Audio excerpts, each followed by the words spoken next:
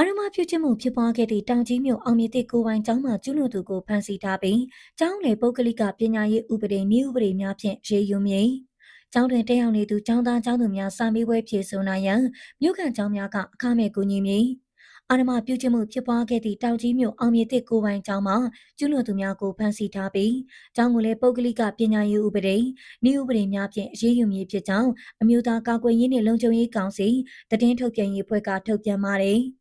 ပြစ်မှုကျူးလွန်သူဟာတောင်ကြီးအမတ်တင်နယ်မြေရဲစခန်းတွင်ဇန်နဝါရီ16ရက်နေ့ကဖမ်းဆီးထားကြောင်းကျူးလွန်ခံရသူဟာကာယကံရှင်၏ဆန္ဒအရပြင်ပပြေပြင်တက္ကသိုလ်ဝင်စာမေးပွဲဖြေဆိုရန်စီစဉ်ထားကြောင်းအောင်မြင့်သည့်ကိုပိုင်အထက်တန်းကျောင်းဟာပုဂ္ဂလိကပညာရေးဥပဒေနည်းဥပဒေများဖြင့်အကျဉ်းယူဆောင်ရွက်သွားမည်ဖြစ်ကြောင်းသတင်းထုတ်ပြန်ရေးအဖွဲ့ကမီဒီယာများကိုပြန်လည်ဖြေကြားထားပါတယ်။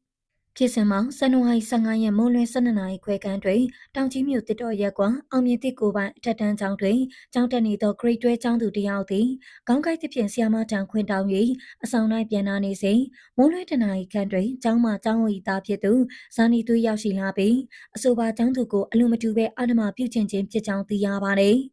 ဖြစ်တာကလည်းသမီးတို့တငယ်ချင်းမှာဖြစ်ပုံက15ရက်နေ့မနက်ပိုင်းကျောင်းသွားကြတဲ့က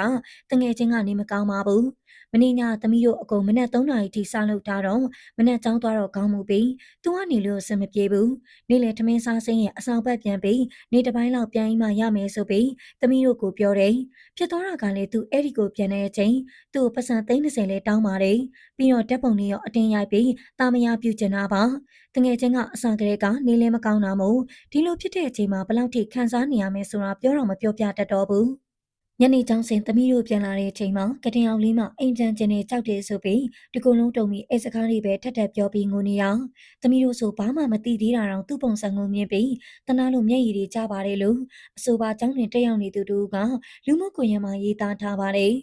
အဆိုပါအောင်မြေတစ်ကိုပိုင်ကျောင်းတွင်တက်ရောက်ပညာသင်ကြားနေသူကျောင်းသားကျောင်းသူ400ခန့်ရှိပြီးပညာသင်ကြားနေသူများစာမေးပွဲဖြေဆိုရာတွင်အခက်အခဲမရှိစေရန်မြို့ခံကိုပိုင်ကျောင်းများကအခမဲ့ကူညီပေးမည်ဖြစ်ကြောင်းကြေညာထုတ်ပြန်ထားသည်ကိုကျောင်းများ၏လူမှုကွန်ရက်စာမျက်နှာများတွင်တွေ့ရှိရပါတယ်။